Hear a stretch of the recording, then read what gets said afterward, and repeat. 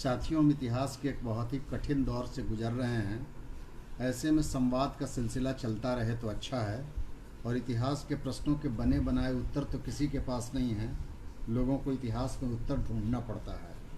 अभी हम कोरोना संकट के गंभीर दौर से गुजर रहे हैं और ऐसे समय में हम संभावना और चुनौतियों पर बात करने के लिए यहाँ उपस्थित हैं। असल में मामला ये है कि कोरोना जो है सो एक वैश्विक संकट है और हिंदुस्तान को भी उसने बुरे तरीके से प्रभावित किया है। लेकिन हिंदुस्तान में एडिशनल क्या है? हिंदुस्तान में एडिशनल ये है कि हमारे पास एक बहुत ही असंवेदनशील राज सत्ता है जो हर समय एक अवसर की तलाश में रहती है, और कोरोना भी उनके लिए एक अवसर है। अवसर है अपने विरोधियों को निपटा देने का, अवसर है इस देश की तमाम संसाधनों की बिक्री का, अवसर है इस देश के अंदर बड़े पैमाने पे अघोषित इमरजेंसी लागू करने का। ये अवसर है अपने कारपोरेट दोस्तों को फ़ायदा पहुंचाने का, और हिंदुस्तान की जनता के लिए ये एक गंभीर संकट का मौका है। जब हम चुनौतियों की बात आज की तारीख में करने के लिए यहाँ उपस्थित हुए हैं साथियों, तो एक एक करके हम सारी चुनौतियों की चर्चा करेंगे जो हमारी दृष्टि के अंदर हैं। बहुत सारी ऐसी चुनौतियाँ हैं जिनके बारे में हमसे बेहतर आप खुद समझते हैं, इसीलिए कि जीवन और अनुभव तमाम लोगों को इस बात की समझ देता है कि वो अपने समय के यथार्थ को अपने अनुभवों की कसौटी पे परख सकें। तो हम एक फेनेटिक दौर में रह रहे हैं, और इस फेनेटिक खेल में सबसे दुखद और सबसे संकट वाला पहलू ये है कि हमारी जनता के एक बड़े हिस्से को वर्चुअल रियलिटी की दुनिया के द्वारा टेक ओवर कर लिया गया है। और इस वर्चुअल रियलिटी की दुनिया में सत्य को निरापद नहीं रहने दिया गया है। सत्य के ऊपर लगातार आक्रमण चल रहा है, और ये आक्रमण करने वाले लोग राज सत्ता की तरफ से आक्रमण कर रहे हैं। लेकिन मुश्किल ये है कि उनके सेना के रूप में जो लोग फंक्शन कर रहे हैं और काम कर रहे हैं वो कोई और नहीं है, वो हमारे और आपके बीच के साधारण लोग हैं, जिनको हम सीधी तौर पर दुश्मन भी नहीं करार सकते हैं। और इसी मुश्किल दौर में हमको अपनी बात रखनी है, और इसी मुश्किल दौर में इतिहास का रास्ता भी निकालना है। जब मैं कह रहा हूँ कि ये वर्चुअल रियलिटी का ज़माना है, और वर्चुअल रियलिटी असल में टेक्नोलॉजी के साथ जुड़ा हुआ, और टेक्नोलॉजी पे जिन लोगों का कब्जा है वो टेक्नोलॉजी पे कब्जा के बहाने लोगों के दिमाग पे भी कब्जा, मल्टी स्क्रीन के जरिए से एक साथ जो है सो ट्रोल आर्मी का आक्रमण, और उस आक्रमण के साथ साथ जो है से प्रचार, वो एक नकली दुनिया गढ़ने की कोशिश करती है। और उसमें नकली तौर पे लोग तुष्ट होते हैं, नकली तौर पे लोग पराजित होते हैं, और नकली तौर पे लोग जीतते हैं। ये इस दौर का सबसे बड़ा संकट है। इस संकट की जब मैं बात कर रहा हूँ तो इसको कैसे हम समझें, इसको समझने के लिए मैं एक छोटा सा उदाहरण रखना चाहता हूँ कि आजकल आप प्रचार देखते होंगे, लोग कहते हैं कि आम का असली मज़ा जो है सो माजा में है। मतलब कहने का गर्ज ये कि आम का असली मज़ा आम में न हो के माजा में है। और कोई बच्चा जिसने आम का पेड़ न देखा हो और कोई कॉस्मोपॉलिटन सिटी में रहता हो, और उसकी माँ उसको आम खाने के लिए दे, और बच्चा ये कहे कि ये आम बढ़िया नहीं है, और उसकी माँ पूछे क्यों, तो उसके जवाब में अगर ये कहे कि ये आम जो है सो माजा जैसा नहीं लग रहा है, तो ये बहुत दुखद है। आम जब कोने में सहमा हुआ हो और आम के टेस्ट का निर्धारण जब माजा करने लगे, तो आपको ये समझना चाहिए कि एक नकली दुनिया खड़ी कर दी गई है आपके बरक्स, और इस नकली दुनिया के अंदर जैसे जय पराजय का खेल चलता रहता है, और ये नकली दुनिया अपने नायक गढ़ते रहता है, नकली नायक। और उस नकली नायक के सर्वोत्तम उदाहरण के रूप में अगर किसको आप देखना चाहते हैं तो इस देश के प्रधानमंत्री को देख सकते हैं, जो बौद्धिक रूप से दरिद्र और सांस्कृतिक बोध से शून्य हैं, फिर भी जो है से अपने समय के हीरो के रूप में उनका प्रोजेक्शन हो रहा है। कहा यह जा रहा है कि बहुत ही इंटेलिजेंट और काबिल प्रधानमंत्री हैं। ये काबिल प्रधानमंत्री कभी सिकंदर को पटना ले आता है, कभी तक्षशिला और विक्रमशिला के फ़र्क को भूल जाता है, और कभी कभी तो ऐसा होता है कि वो मेडिसन स्क्वायर पे मोहनदास करमचंद गांधी के नाम को भी भूल जाता है, और वो मोहनलाल गांधी हो जाते हैं। बावजूद इसके वो इतिहास का सर्वोत्तम प्रधानमंत्री होता है, और अपनी तमाम बौद्धिक श्रेष्ठता के बावजूद नेहरू जैसे लोगों के निशाने पर होते हैं। तो ये एक सत्य है जिस सत्य के दौर में हमारा कोरोना के साथ साथ जैसे सामना हो रहा है। आपने देखा होगा कि कोरोना संकट से निपटने के लिए जिस तरीके से इस देश की सत्ता ने हृदयहीनता और क्रूरता का परिचय दिया, वो अपने आप में इतिहास की भयानक घटना है। और इसकी तुलना सिर्फ आप इसी बात से कर सकते हैं कि जब रोम जल रहा था तो नीरो बंसी बजा रहा था। कहने का गर्ज ये है कि जब कोरोना के संदेश आने लगे, 1 जनवरी से ही आने शुरू हो गए थे, और हिंदुस्तान में बाद में केस भी आने शुरू हो गए, और मार्च के मध्य तक WHO ने जब इसको पेंडेमिक डिक्लेयर कर दिया, तब भी इस देश के अंदर सरकारें बनाई जा रही थी, तब भी इस देश के अंदर सरकारें गिराई जा रही थी, और महामना ट्रंप के स्वागत के लिए रेड कारपेट बिछाया जा रहा था। बम्बई से लेके अहमदाबाद तक कई उड़ानें आ रही थी और जा रही थी। कोरोना से निपटने की चिंता प्रधानमंत्री के चिंता के केंद्र में नहीं था, और हिंदुस्तान की जनता को उनके किस्मत के सहारे छोड़ दिया गया। जब ये सारा खेल निपटा लिया गया, मध्य प्रदेश में सरकार बना लिया गया, तब एक दिन अचानक रात को ठीक उसी तरीके से जैसे उन्होंने कहा था कि आज के बाद ये 500 और 1000 के नोट लीगल टेंडर नहीं हैं, ठीक उसी तरीके से चौंकाने वाले अंदाज में ये घोषणा की जाती है कि देश की जनता उनको 21 दिन का समय दें। जैसे उन्होंने 6 महीने का समय उस समय मांगा था, अब उन्होंने देश की जनता से 21 दिन का समय मांगा, और एक बैक लॉकडाउन अविवेकपूर्ण तरीके से लागू कर दिया गया। इसीलिए कि इतिहास का नायक ये साबित करना चाहता था कि वो वही है जो एक बैक इतने बड़े फैसले को ले सकता है और अचानक रात को आके कोई फैसला लागू कर सकता है। यानी जिंगोइज्म के खेल से यहाँ भी भारत के प्रधानमंत्री बाज नहीं आए। नतीजा क्या हुआ? नतीजे में सैकड़ों लोगों ने अपनी जिंदगियां गंवाई, रेल की पटरी पर चलते हुए उनकी मौत हुई, वो सड़क हादसे में मारे गए अपने घर के दरवाजे तक पहुंचते पहुंचते साइकिल पर से गिर के बेसुध और बेदम। ये इतिहास का सबसे भयानक मंजर था, और ये एक कठिन चुनौती का दौर था। लेकिन इस चुनौती के दौर में भी इन तमाम चुनौतियों का सीरियसनेस के साथ मुकाबला करने के बजाय हम लोगों ने एक ऐसी मूर्खता का परिचय दिया। मूर्खता के साथ साथ ये हृदयहीनता का भी परिचय था, और समाज के रूप में हम लोगों ने इस बात की घोषणा की कि इस देश के गरीबों के लिए हमारे पास जगह नहीं है। हम ताली बजा रहे थे, हम थाली बजा रहे थे, और इतने से भी जब मन नहीं भरा तो हम लोगों ने फिर दिए भी जलाए। ये एक तरह से श्मशान में मृत्यु के उपलक्ष्य पे आयोजित किए गए महाभोज के जैसा था। और मैं इसकी तुलना किस चीज़ से करूं? मैं सोचता हूं कि क्या बच्चों का मर जाना, पानी के लिए बच्चों का तरसना, और बेसुध और बेदम लोग नींद के मारे पटरियों पे सो गए हों और वहाँ उनके मौत का हो जाना, क्या ये इतिहास का सबसे भयानक मंजर था?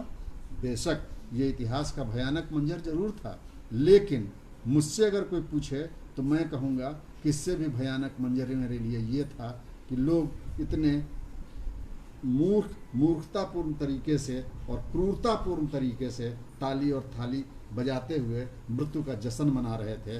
तो ये ताली और थाली बजाने वाला दृश्य जो था मेरे लिए इतिहास का एक भयानक मंजर था।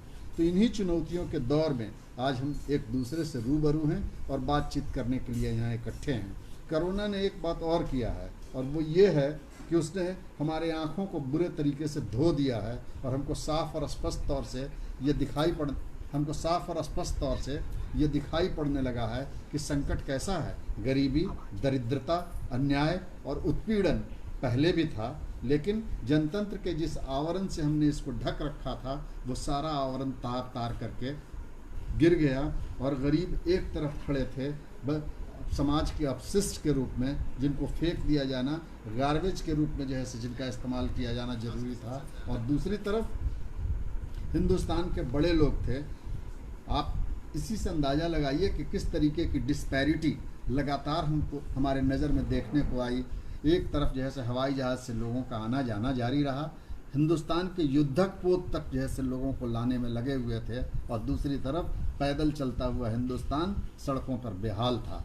तो ये दोनों से निपटने और दोनों को उनके डेस्टिनी तक पहुंचाने के मामले में, उनके गंतव्य तक, डेस्टिनी नहीं उनके गंतव्य तक पहुंचाने के मामले में स्टेट का जो पूरा रवैया था वो हमारी नज़र के सामने था।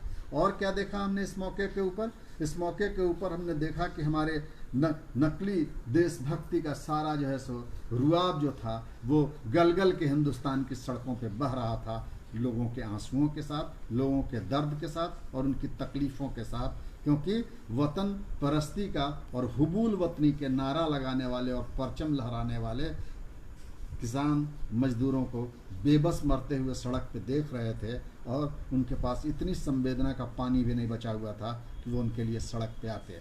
तो ये सब मंजर आपके नज़र के सामने हैं। ठीक ऐसे ही दौर में कोयला के निजीकरण की तैयारी है, ठीक ऐसे ही दौर में आप देख लीजिए कि रेलवे ट्रेन चलाने की जो तैयारी कर रही है उसकी भी बड़े पैमाने पर निजीकरण की तैयारी है। यानी कि ये एक मौका है जब लोग सड़क पर नहीं निकल रहे हों, क्लोज डाउन के नाम पर एक अघोषित इमरजेंसी आपने उनको ऊपर इम्पोज कर रखा हो। जो पॉलिटिकल सिचुएशन था और जो पॉलिटिकल इमरजेंसी इस देश में लागू है उसमें एडिशनल इमरजेंसी जैसे लॉकडाउन के नाम पर उनके पास उपलब्ध है और वो इसका बेहतर तरीके से इस्तेमाल कर रहे हैं अपने दुश्मनों को निपटाने के लिए। जामिया के बच्चे जेल के अंदर डाले जा रहे हैं, गौतम नवलखा, आनंद तेलतुंबडे, सुधा भारद्वाज और पता नहीं कितने एक्टिविस्ट, वो सब के सब जो है सो डाले जा रहे हैं जेल के अंदर। ये एक ऐसा दौर है, चुनौती की जब आप बात कर रहे हैं तो इंटेलेक्चुअलिटी के लिए ऐसी गहरी घृणा और अवमानना का भाव हिंदुस्तान के इतिहास ने कभी नहीं देखा था। जो इंटेलेक्चुअल हैं वो देशद्रोही हैं, जो इंटेलेक्चुअल हैं वो समाजद्रोही हैं, जो इंटेलेक्चुअल हैं वो जेलों के अंदर बंद हैं, और जो टुच्चे हैं जिनके पास बौद्धिक दरिद्रता है वो नायक बन के हमारे माथे के ऊपर बैठे हुए हैं। क्या हिंदुस्तान अपने पैदा होने से लेके अब तक के काल में ऐसी बौद्धिक दरिद्रता का कभी सामना कर रहा था? और दरिद्रता को इस तरीके से चेरिश करने की तैयारी भी हिंदुस्तान के अंदर कभी नहीं हुई थी। इसीलिए इस तरीके से भी आप देखें तो ये एक बहुत ही खतरनाक दौर है और इसी खतरनाक दौर में आप तमाम नौजवान साथियों के ऊपर कंधे के ऊपर ये दायित्व आन पड़ा है। लेकिन क्या इस खतरनाक दौर से उभरने के भी कुछ संदेश दिखाई पड़ रहे हैं? हाँ, अभी उन संदेशों की चर्चा करूं उससे पहले मैं अभी तुरंत एक और चर्चा करना चाहता हूं कि कैसे इस देश के लोग जो है सो आपदा में अवसर देख रहे हैं। आपदा में अवसर से उनका आशय ये नहीं है कि इस आपदा से आप जो है सो आत्मनिर्भर भारत का निर्माण करें। नारा आत्मनिर्भरता का है और उसका समाधान जैसे निजीकरण है। आत्मनिर्भरता निजीकरण के रास्ते आएगा। आत्मनिर्भर भारत का मतलब अडानी के संपत्ति में इजाफा, अंबानी के संपत्ति में इजाफा। आत्मनिर्भर भारत का एक नमूना और एक मुजाहिरा जैसे हमने हिंदुस्तान की सड़कों पे मरते हुए मजदूरों के शक्ल में देखा। लेकिन इसी समय में, इतिहास के इसी कठिन दौर में लाखों लोग हिंदुस्तान की सड़कों पे आए थे और मनुष्य की वो जो पाशविकता जो हमने देखी थी, कब? जब लोगों को लिंच किया जा रहा था, जब आसिफा के रेप के बाद जैसे झंडे लहराए जा रहे थे और राष्ट्रीय स्वाभिमान की रक्षा के लिए भारतीय ध्वज के नीचे जैसे किसी के रेपिस्ट को जैसे जब एक आवरण देने की कोशिश की जा रही थी, ठीक उसी दौर में जब हम इतने पाशविक हो गए थे कि मनुष्य और मनुष्य के बीच के सारे संबंध तिरोहित हो रहे थे, तो हमने मनुष्यता को हिंदुस्तान की सड़कों पे उस समय महसूस किया। लाखों बेनाम गुमनाम लोग निकले सड़कों पे और वो मदद का हाथ बढ़ा के आगे आए। लेकिन एज ए नेशन हिंदुस्तान जैसे अपने गरीब बेटों के लिए आगे नहीं आया। और ऊपर से तुर्रा ये है कि इन्हीं के ऊपर जैसे देश की रक्षा का भी जिम्मा है और इन्हीं के ऊपर देशभक्ति का भी जिम्मा है। और इन्हीं के लिए जब ये मर जाते हैं और इनके बेटे जब से बाप जो है सो सड़क पे चलते हुए मर जाता है, बाप जो है सो खेत के अंदर जैसे किसानी करते हुए मर जाता है और बेटा जो है से वहाँ सरहद के ऊपर जैसे गलावन घाटी में मर जाता है, और इनके जिम्मे क्या काम रहता है कि वो गाना बजाते हैं पीछे से कि वतन के राह में वतन के नौजवान शहीद हो। कहने का मतलब कि ऐसी नकली देशभक्ति भी इतिहास ने कभी नहीं देखी थी। और फिर रघुवीर सहाय की प्रासंगिकता मुझको समझ में आती है जब वो कहते हैं कि फटा सुथन्ना पहने किसके गुण हरिचरना गाता है, जनगण मन अधिनायक में भला कौन वो भारत भाग्य विधाता है। ये सवाल जब आप बार बार दोहराते हैं तो आप देशद्रोही हो जाते हैं। लेकिन नागार्जुन की तरह इस सवाल को पूछने का साहस भारतीय समाज को जुटाना ही पड़ेगा कि किसकी जनवरी किसका अगस्त है, कौन यहाँ पस्त है, कौन यहाँ मस्त है। ऐसे ही सवाल लोग करते रहे हैं और इन्हीं सवालों के सिलसिले के गर्भ से नए जनतंत्र के विस्तार होने की प्रक्रिया का जन्म होता है। और उस डेमोक्रेसी की तरफ आपको बढ़ने के लिए इन सवालों को करते रहना होगा। गो की राज सत्ता अपने पूरी आक्रामकता के साथ जैसे हमले करने के लिए तैयार बैठा हुआ है। अभी इस कोरोना के मौके पे जो 10th और 12th के टेक्स्ट बुक को थोड़ा कम करने की बात 30% उन्होंने कहा था कि पाठ्यक्रम को कम करेंगे, तो लगा कि जैसे गैर जरूरी चीज़ों की छटनी की जाएगी पाठ्यक्रम से और जो जरूरी चीज़ होंगे उनको जैसे बच्चों तक ले जाया जाएगा, सो दैट कि पढ़ाई की कमी को पूरा करने के लिए और एग्ज़ाम को फेस करने के लिए बच्चे मेंटली प्रिपेयर हो सकें। लेकिन गैर जरूरी चीज़ के बारे में पहली दफ़ा हमने जाना कि हिंदुस्तान के बच्चों के लिए डेमोक्रेसी जैसे गैर जरूरी चीज़ है, नागरिकता के प्रश्न गैर जरूरी चीज़ हैं। हिंदुस्तान के बच्चों के लिए इंडिया का जो फेडरल स्ट्रक्चर है ये गैर जरूरी चीज़ है, क्योंकि एक फेडरल इंडिया जो है इनके लिए बहुत संकट पैदा कर रहा है। संकट इसलिए पैदा कर रहा है कि क्षेत्रीय आकांक्षाओं की अभिव्यक्ति करते हुए वहाँ की लोकल पॉलिटिक्स अपनी जनता के साथ जैसे को रिलेट करने के कोशिश में सेंटर के जैसे अश्वमेघी उस अभियान को कभी कभी हॉल्ट करने की कोशिश करती है, जिसमें वो इस देश के सारे संसाधनों को बेच देना चाहते हैं। जैसे झारखंड की सरकार ने एक्नॉलेज नहीं किया इनके कोयला बेचने के अभियान को, तो वो सोचते हैं कि ये फेडरल स्ट्रक्चर ढह जाता, और इस फेडरल स्ट्रक्चर के ढह जाने की पूरी तैयारी वो कर रहे हैं, क्योंकि वो नहीं चाहते हैं कि नरेंद्र मोदी के अश्वमेघ के घोड़ा को, और ये नरेंद्र मोदी के अश्वमेघ का घोड़ा नहीं है, ये अश्वमेघ का घोड़ा है इंडियन कॉरपोरेटिज्म का, और इस अश्वमेघ के घोड़े का खेवैया और उस पर सवार जो है सो नरेंद्र मोदी है, और इसीलिए उसको इतिहास का नायक बनाया जा रहा है। तो वो नहीं चाहते हैं कि इसको पकड़ा जाए, इसीलिए बच्चों के लिए अब धर्मनिरपेक्षता गैर जरूरी है,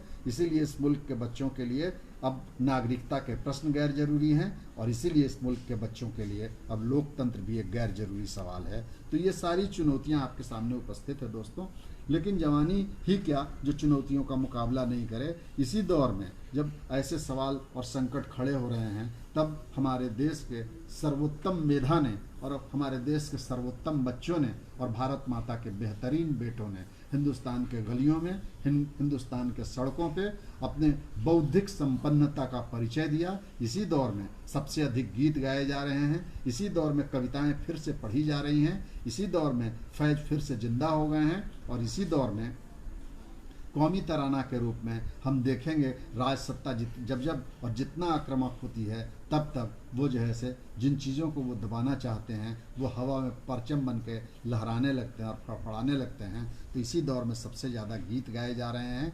तो आप जो नौजवान हैं वो इस देश की सर्वोत्तम आशा हैं, और इस आशा को मैं फलीभूत होते हुए देख रहा हूँ हिंदुस्तान के सड़कों पे, हिंदुस्तान के खेतों में, हिंदुस्तान के खलिहानों में। सवाल पूछने का सिलसिला बंद नहीं हुआ है, गो की सत्ता की तरफ से बार बार आक्रमण किए जा रहे हैं।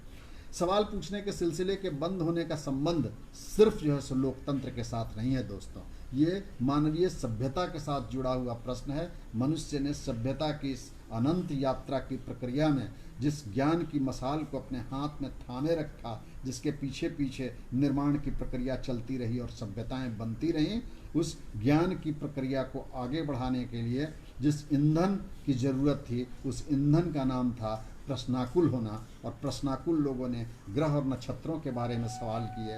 उन्होंने ये पूछा कि चांद पर कौन रहता है, उन्होंने पूछा और उनके मन में सवाल थे, इसीलिए मनुष्य ने ग्रह और नक्षत्रों की यात्रा की।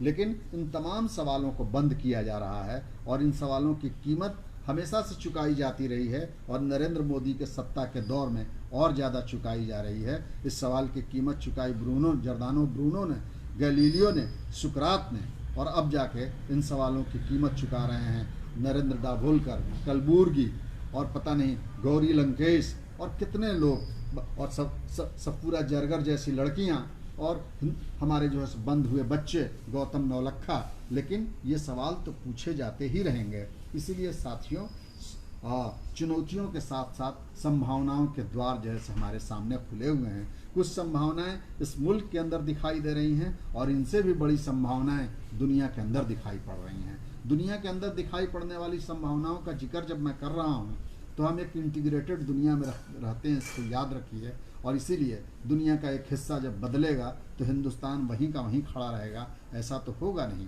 और इसीलिए जॉर्ज फ्लॉयड के मौत के बाद जिस तरीके से पूरा यूरोप और अमेरिका जग के खड़ा हुआ, और वहाँ के लोगों ने प्रतिरोध के स्वर बुलंद किए, और उन्होंने जब फ्लॉयड के ये शब्द कि आई कांट ब्रीथ दुनिया के कोने कोने में सुना गया, और उसको कंप्लायंस किया गया, और लोगों ने कहा कि हमको ब्रीथ करने के लिए, हमको सांस लेने के लिए एक खुली दुनिया चाहिए, ज़्यादा हवा चाहिए, और इसीलिए ज़्यादा डेमोक्रेसी चाहिए। और ज़्यादा डेमोक्रेसी का मतलब होता है नस्लीय भेदभाव के खिलाफ संघर्ष। ज़्यादा डेमोक्रेसी का मतलब होता है इतिहास के उन अवशेषों से भी संवाद करना जिन अवशेषों ने इतिहास में आतंक पैदा किए थे। और इसीलिए आप देख रहे होंगे कि लंदन के ब्रिस्टल शहर में एडवर्ड कोल्सन की मूर्ति गिरा दी जाती है।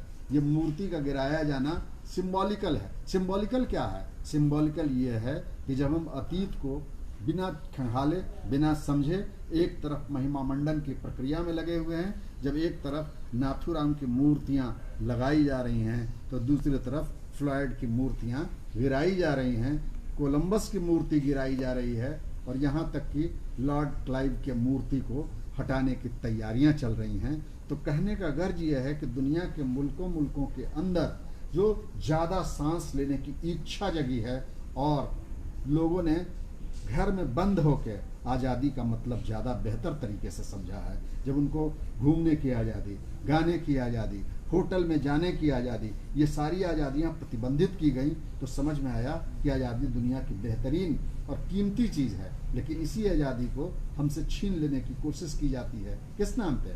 वो कहते हैं कि हिंदुस्तान के अंदर UAPA ज़रूरी है। वो कहते हैं हिंदुस्तान के अंदर एक ऐसा लॉ ज़रूरी है जिसके ज़रिए से आपको स्कैन किया जा सके।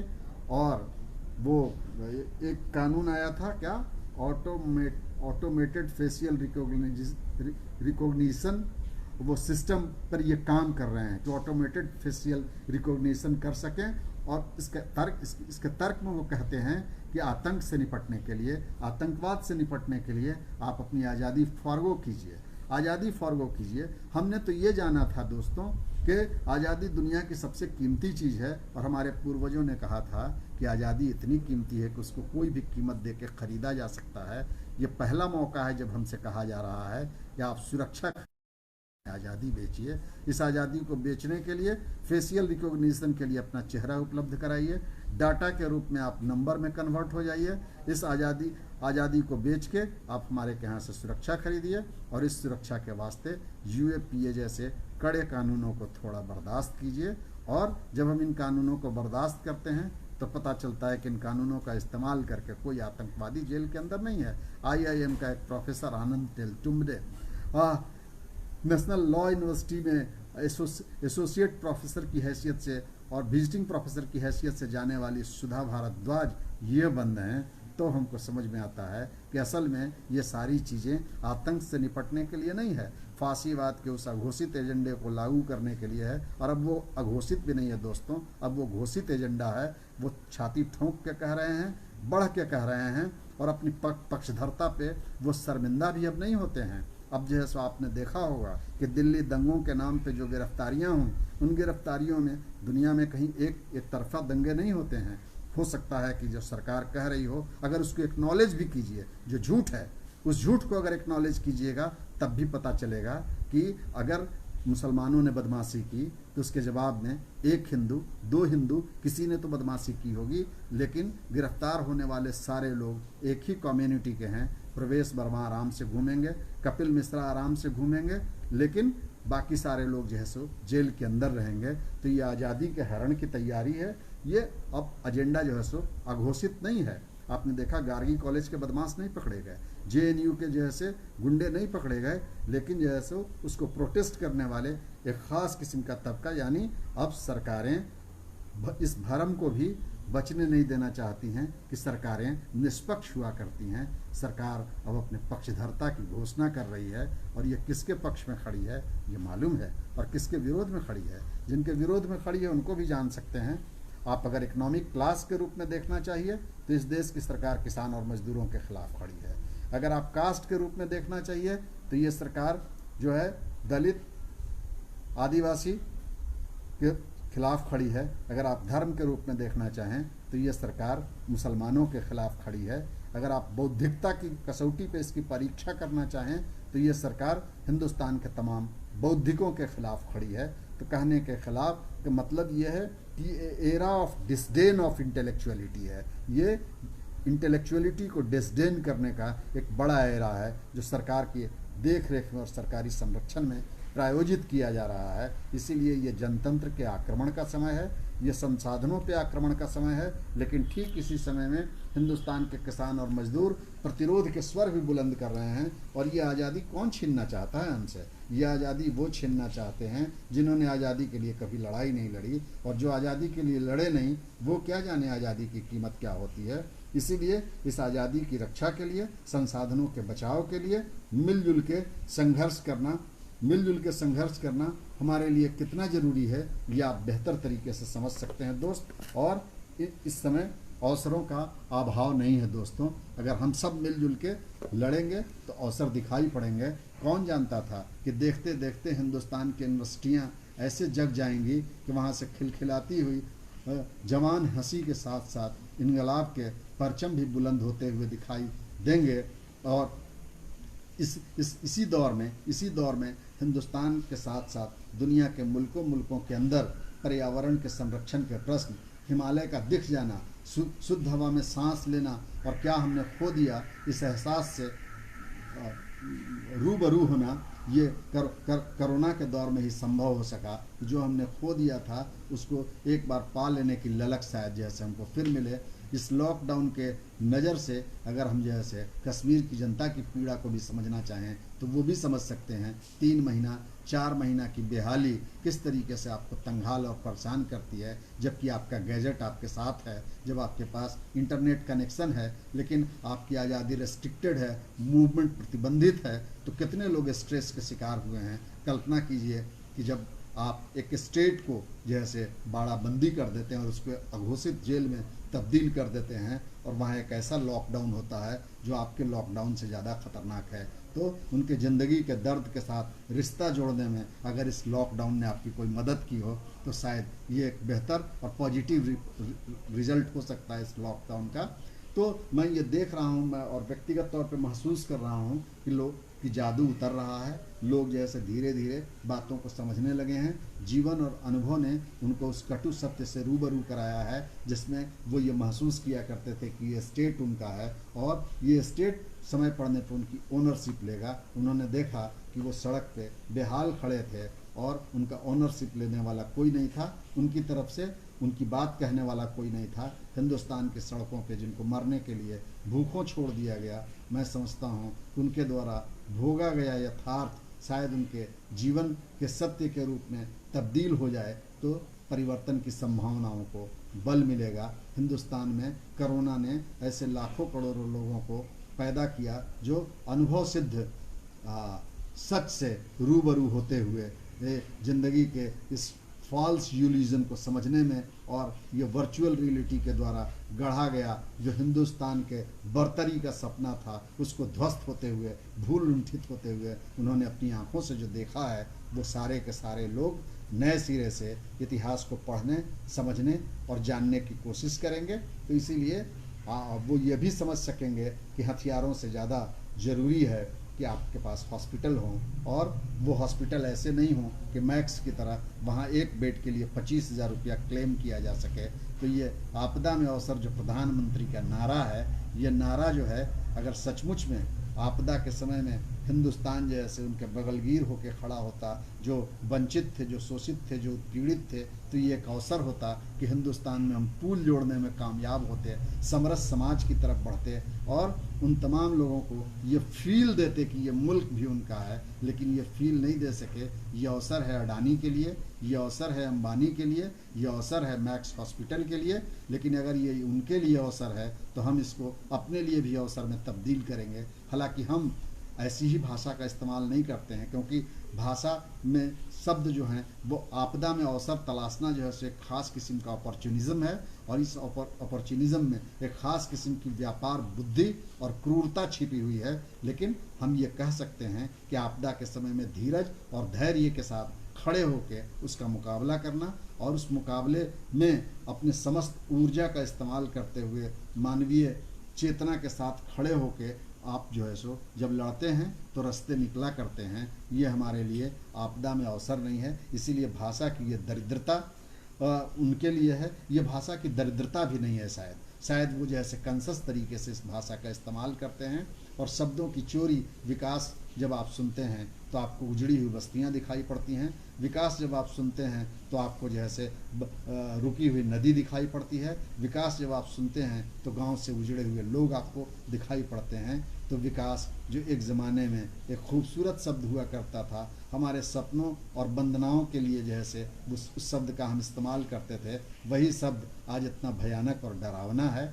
आज़ादी जो है सो गुलामी में बदल गया है और सुरक्षा जो है वो जो है सो डराने लगा है, क्योंकि सुरक्षा के नाम पे हमसे हमारे नागरिक अधिकारों को छीनने की तैयारी की जा रही है। इसीलिए ये तमाम जो शब्दों की चोरी है, इस चोरी के दौर में नए शब्दों के नए अर्थ गढ़ना और युद्ध शब्द कहना शायद उचित न हो, संघर्ष के नए भाषा शास्त्र का निर्माण करना हम किसानों, नौजवानों, मजदूरों की चुनौती है। और हम उम्मीद करें कि गांधी, अगर नाथूराम लौट आया है तो गांधी को भी लौट के आना पड़ेगा। और चाइना के एग्रेशन के समय में जिस तरीके से इस नेशन को डिसीव करने की, धोखा देने की कोशिश की गई, वो सब आपकी नज़र के सामने है। और हम चाइना को एक्नॉलेज नहीं करते हैं, हम हांगकांग की आज़ादी का व्यक्तिगत तौर पर समर्थन करते हैं। बाकी तमाम लोग जैसे आज़ादी की कीमत समझ पाए कि नहीं इस आंदोलन के दौर में, मुझको मालूम नहीं है, लेकिन आज़ादी एक कीमती चीज़ है और इसकी हर कीमत पर रक्षा की जानी चाहिए, ज़िंदगी दे के भी और लड़ के इसकी रक्षा करने की ज़रूरत है। इसीलिए हम समझते हैं कि दुनिया के अंदर जैसे मुक्तिकामी जनता नए सिरे से नए अनुभवों के दौर से गुजर रही है। कोरोना के इस संकट ने हमारे समाज को चीर के बीच से विभाजित कर दिया है और बुरे तरीके से मथ डाला है, जिसमें पुरानी विषमता अपनी तमाम उग्रता के साथ जैसे हमारे सामने उपस्थित है, जिसमें गरीब अमीर का भेद और साथ ही साथ कोरोना अगर आपको हो गया है तो आपके लिए बेड की उपलब्धता और अनुपलब्धता का सवाल, यानी जो पूरी डिस्पैरिटी है वो आपके नज़र के सामने है। इसीलिए अब इस डिस्पैरिटी के डिस्कोर्स को आगे बढ़ाते हुए एक समतामूलक समाज के लिए नई संभावनाओं के द्वार खुल सकते हैं, क्योंकि ये डिस्पैरिटी पहले हम बताते थे तो साफ साफ विजुअलाइज नहीं हो पाती थी। कोरोना ने बहुत सारे सत्यों को विजुअलाइज करने की कैपेसिटी जो पैदा कर दी है, उसी कैपेसिटी के जोर से हम हिस्ट्री की संभावनाओं की तलाश कर सकते हैं। हम उम्मीद करते हैं कि हमारे देश के किसान, मजदूर, नौजवान जो भगत सिंह, आज़ाद और अशफाक उल्लाह के सपनों के वारिस हैं और जिनके अंदर अभी भी तरुणाई की वही छहक मौजूद है, जिस छहक के जोर से नौजवान पहचाने जाते हैं, वो इतिहास की दिशा भी तलाशेंगे और इतिहास में रास्ता भी बनाएंगे और शायद हम कल एक बेहतर दुनिया की तरफ बढ़ सकें। शुक्रिया दोस्तों।